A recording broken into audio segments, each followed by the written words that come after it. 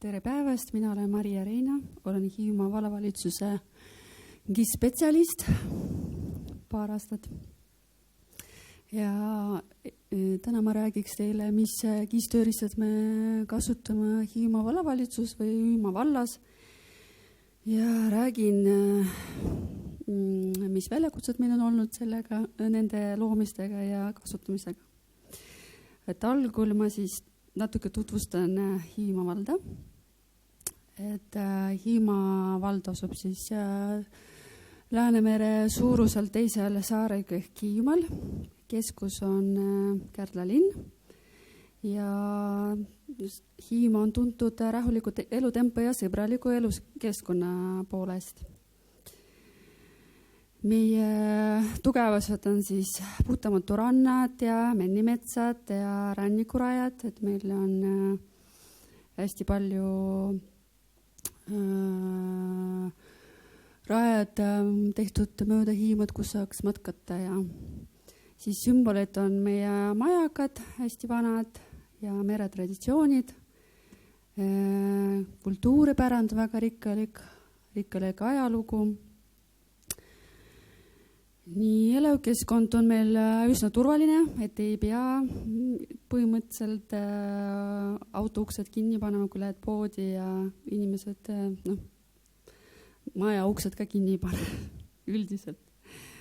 Ja ideaalne keskkond, kes tahab nautida loodust ja aktiivset puhkust veeta. Nii Hiiumaa pindala on siis 1033 ruutkilomeetrit, et asutused siis Kärdla linn, Käine, Kõrgesaare ja Alevikud ja kokku meil on 182 küla. Rahvaarv on 1. jaanuari 2025 on 1964 inimest. Siin ma tegin aasta alguses ühe kaardirakenduse, kus taheti näha, et kuidas siis külade kaupa inimesed on registreeritud, et me ei saa nagu reaalselt võtta, kas reaalselt elavad ka, aga registreerimise andmete järgi. Ja siis, kui vaadata seda kihti, siis me näeme, et Hiiumaa on jagatud veel vähemalt jagatud osavaldadeks, et siis ja 4 osavalda ja Kärdla linn on eraldi. Ja kui me vaatame seda rahvastiku tihedust, siis ongi Kärdla linn on kõige rohkem, siis on Kõrgesaare, Käina, Emmaste, ja tegelikult keskel on sood ja kaitsealad, siis seal ei elagi niimoodi. Ja meil valla keskuse punktid ongi Kärdlas, Kõrgesaares, Emmastes ja Käinas, et Pühaleppas siis kadus viimati ära. Ja nüüd meil oli äkki üle-eelmine nädal või eelmine nädal meil oli kriisiõppus ja tuli selline palve, et nad tahtsid kriisiõppuse raameks endale niisuguse lahenduse, et kuidas nad saaks kiiresti arvutada, et palju siis inimesi on külade kaupa, et palju siis on vaja evakueeruda. Ja siis ma tegin niisuguse dashboardi sellele õppuse raames niisuguse dashboardi, et sa saad võtta tööriistu, näiteks valitud on vaja näiteks selle piirkonda evakueerida, tõmbad, siis ta näitab palju rahvast registreeritud ja näitab ka siin, et mis külade kaupa palju rahvast on siis siin registreeritud. Et selline kiire lahendus. Nii et teede pikkused siis riigimaanteed meil on umbes 472 kilomeetrit, kohalikke teid on umbes 350 kilomeetrit ja lisaks metsateed ja erateed, mis on avalikus kasutamiseks võetud.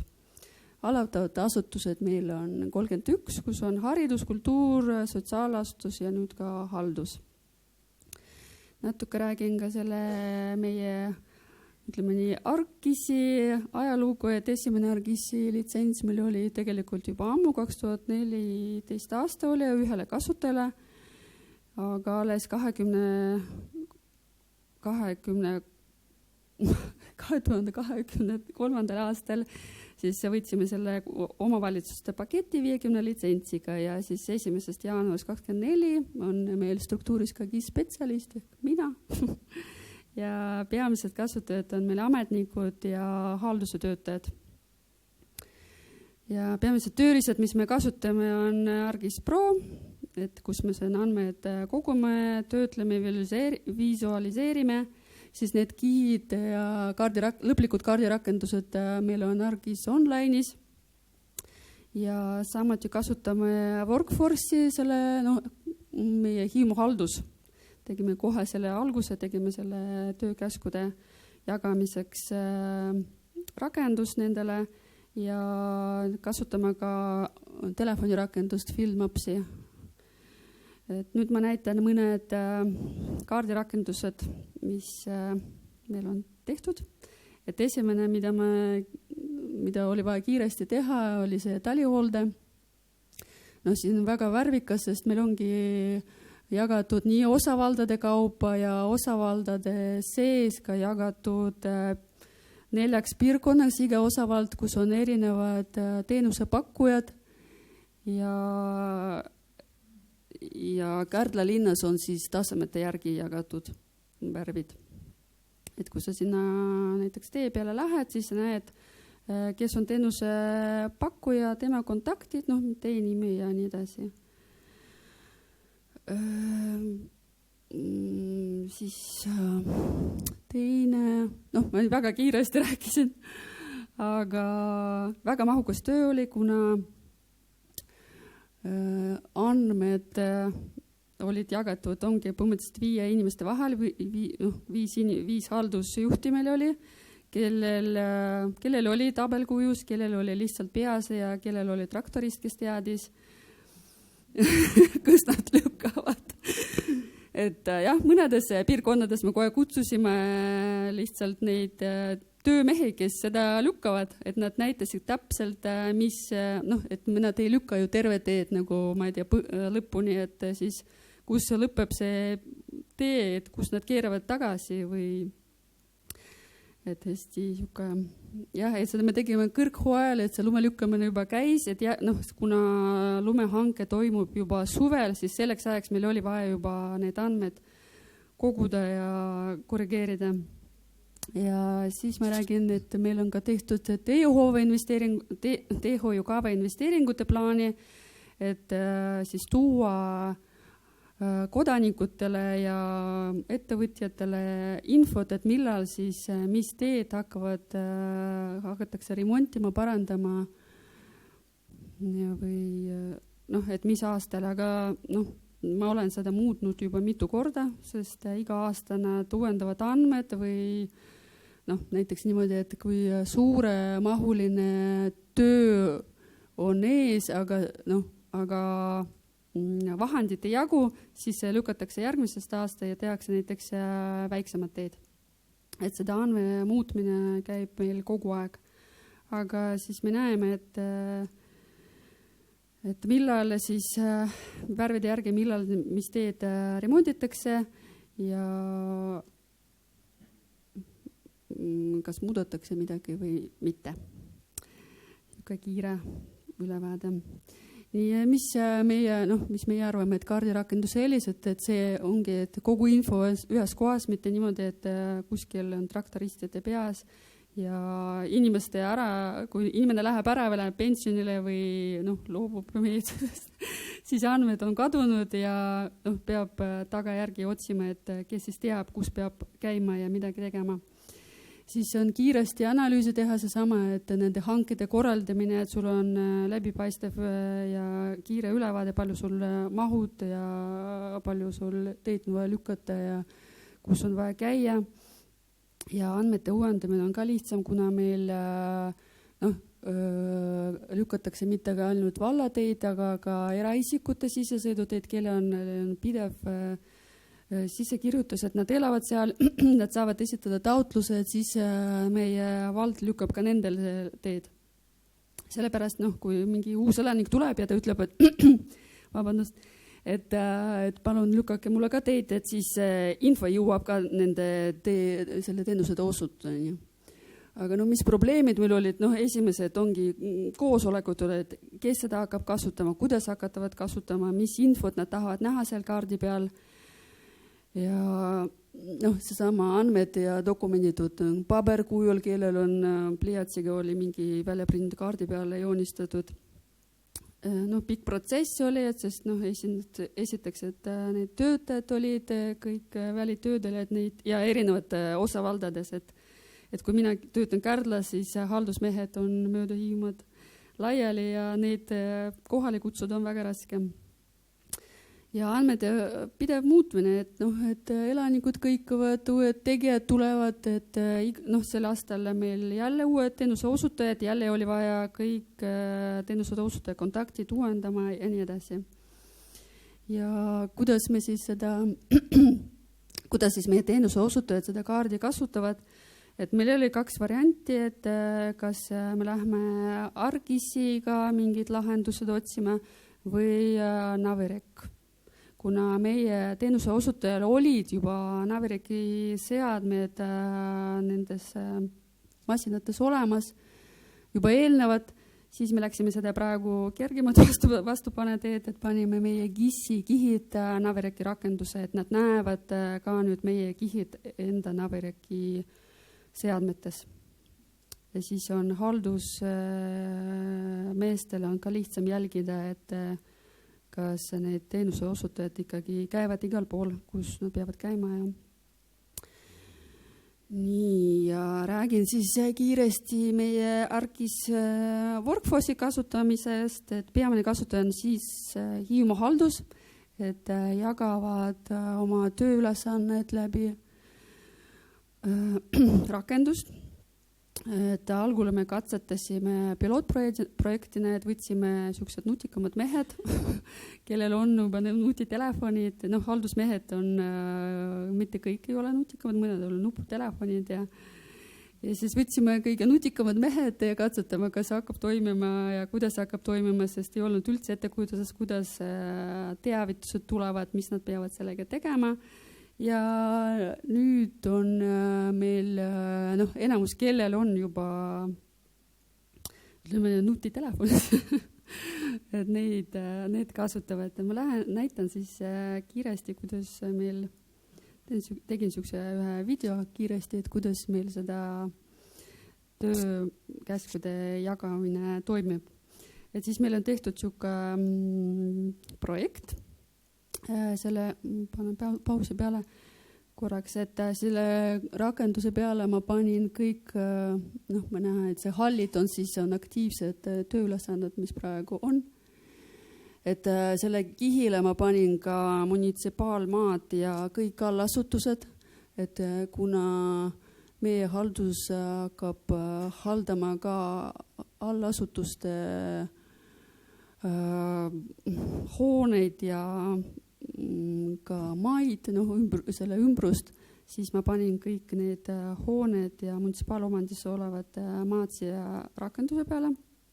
Et kui on vaja mingid tööülesannet, siis lähed selle munitsipaal või selle koha peale, siis ta annab valida, kas see maa, seotud maaga ülesanne või selle allasutusega, näiteks praegu mul siin Hiiumaa spordikeskus.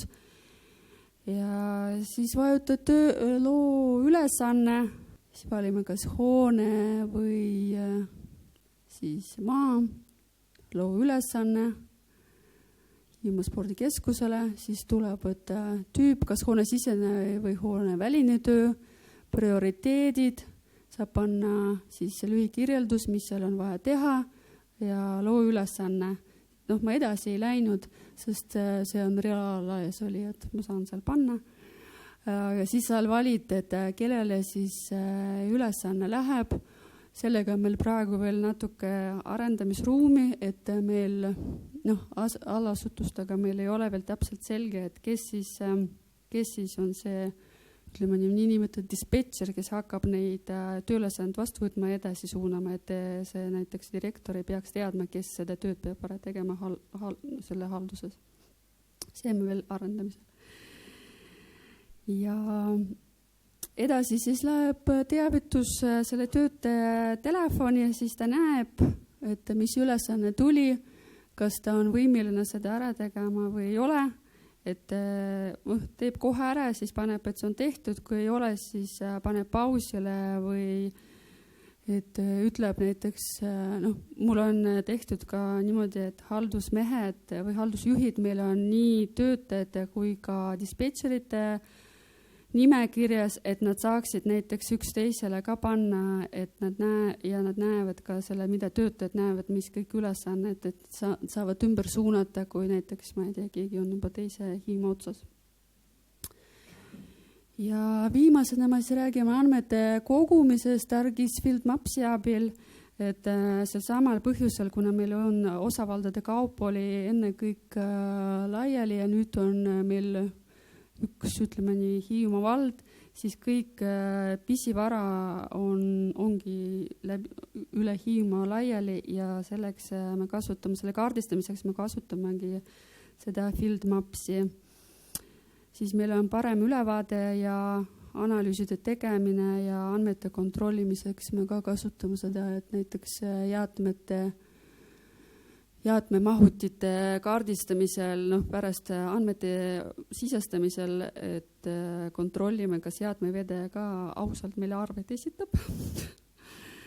Et palju nende andmetes ja meie reaalsel andmetes on siis need konteinerid. Et siin ma tegin ka lühivideo, kuidas siis FieldMapsiga teeme tööd, et läheme telefoni, vajutame appi peale, siin valime seda kaarti, mis on juba tehtud eelnevalt on tehtud see põhi, siis vajutad, mis objekti ma tahan näiteks praegu kaardistada, praegu meil käib liiklusmärkide aktiivne kaardistamine, siis ma tegin selle liiklusmärkide tähest, et mis see tähendab, et ma ei peaks pärast käsitsi seda muutma kaardi peale, et ma arvan, enamus on pandud, mis on sellel liiklusmärkidel võib olla. Teen siis pilti meie vallamaja. Pilt sobib siis okei. Ja kui on kõigi koha peal, siis esitan ja see läheb juba kaardi peale. See punkt läheb kaardi peale juba. Ja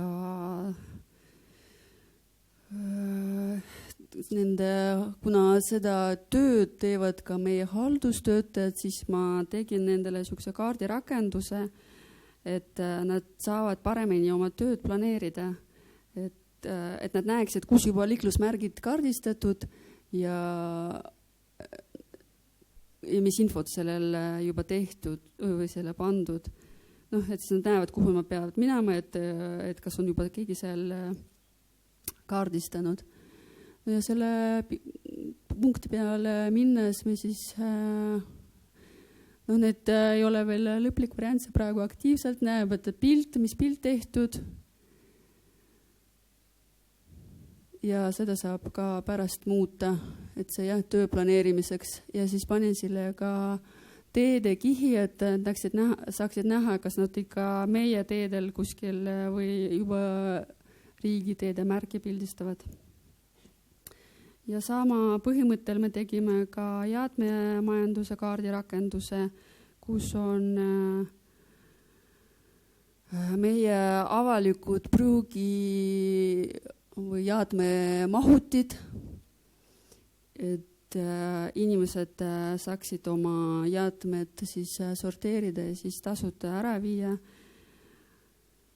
Sõitsime terve Hiiumaa läbi, arvasime, see saare meil sulle väike, aga ma arvan, me 3 korda vist sõitsime ja osad vist jätsime ka vahele, et see oli väljakutse, täielik väljakutse, kui sa ei tea, avalikus vaades on ainult suured konteinerid, me pildistasime ka neid konteinerid, mida tühjendavad ka meie haldusmehed näiteks kuskile ühiskonteinerisse mingid sadamad aga siis on kaardi peal saab filtreerida, näiteks kui sa tahad klaaspakendid ära viia, siis sa filtreerid välja ja siis ta näitab, kus kohas need tasuta jäätmekonteinerid meil on olemas. Ja siia muidugi tuleb, ei ole veel see info lõpuni uuendatud, et kui tihti ja mis päevadel neid mahutid tühjendatakse, et ei juhtuks niimoodi, et sa tuled enne, kui seda tühjendatud ja ei mahu sulle. Kui mina on juhtunud. Ja praegu on kõik. Tänan kuulamast ja tähelepanu eest. Aitäh. Suur tänu.